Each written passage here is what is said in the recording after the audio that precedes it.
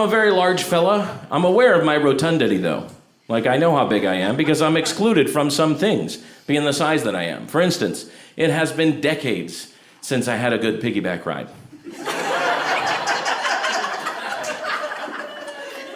It's been 10 years since I've seen the bottom half of my body. It's been 10 years since I paid my taxes. It has nothing to do with being fat. I'm just really worried about it.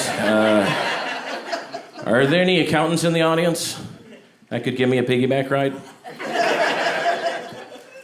Honestly, if I'm to find somebody to give me a piggyback ride, they're going to have to be my size or bigger for me to even fit on their back, right? Like, that's just logistically. So they're going to have a heart attack before it's over, that's for sure. And then I'm just sitting on a dead guy. That's only fun for like 4 minutes, I think. It's a hypothetical dead guy. I am married now, but before I was married, I still look like this. It's hard to hit on a woman when you look like this. Like, if I don't want to see for the next 24 hours, it's a good way to get maced. So I had to come up with another method. I had to come up with another way to find a mate, right? I had to pretend like I was her friend for 2 years. Yeah, that was my move. 2 years of that, then finally 2 more years of dating. Then I finally convinced her to ruin her life and marry me.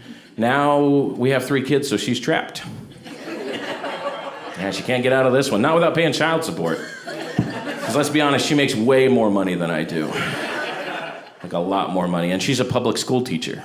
So, I don't make a lot of money doing stand-up comedy. In fact, I don't know why we were allowed to have kids. Like, I don't know why her parents let us breed.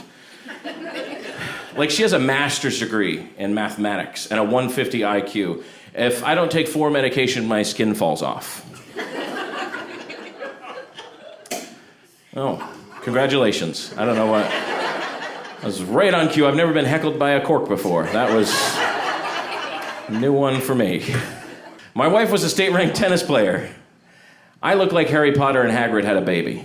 Like, that's my aesthetic, right? That would have been a different ending to that series, though, right? Like, well, who doesn't want to see a gay wizard baby? That'd be awesome. You're a bottom, Harry.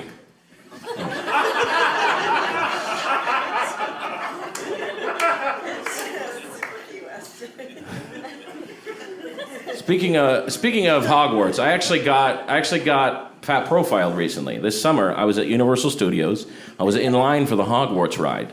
About halfway through the wait, a woman comes up to me and says, "Excuse me, sir, have you ever ridden this ride before?" And I say, "No." And she says, "Can you come with me?" And she takes me to a replica of the seat to make sure I fit before I can get on the ride. Yeah, a couple things wrong with that. First of all, you couldn't have done this at the beginning of the wait. I was 30 minutes into this wait, a half an hour into an hour-long wait before this happened. How do you even get that job? You just stand there for 8 hours and scan for fatties. Like, there's no way you're not taking that home. You're in line at CVS, you're like, nah, that guy wouldn't fit. That guy wouldn't fit. That guy. She was like a 100-pound woman too, which offended me. I don't know why exactly it offended me, but it did. Like, I feel like if it had been one of my own, like another big fat guy, I would have been okay with it.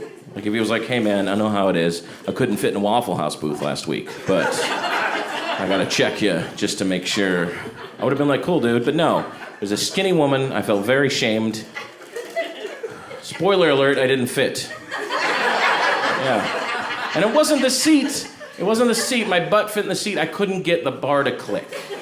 Just one click on that bar. I was like, "Can't you just push on it?" And she's like, "No, we don't want to injure you." By the way, Rip Ride Rocket, they karate kick you into that thing. They don't care. But not the Hogwarts ride. They were worried about getting sued, so I had to leave the line. I left the line. I didn't want to. My family was in the line too. I didn't want to make them leave the line. I had paid for this. My wife had paid for this vacation. I didn't want to make them lose the investment they had put into, so I had to wait for them. And I saw this area by the exit that had been corralled off. And everybody in that area was my size or bigger. Yeah, they penned us up like cattle is what they've done. And if you want to imagine sad, if you want to picture what sadness looks like, just picture 6 400-pound men, all in Gryffindor robes, waiting for the rest of their thinner family to get off a ride before they can have more fun at an amusement park. And one 300-pound man asking all of them for piggyback rides.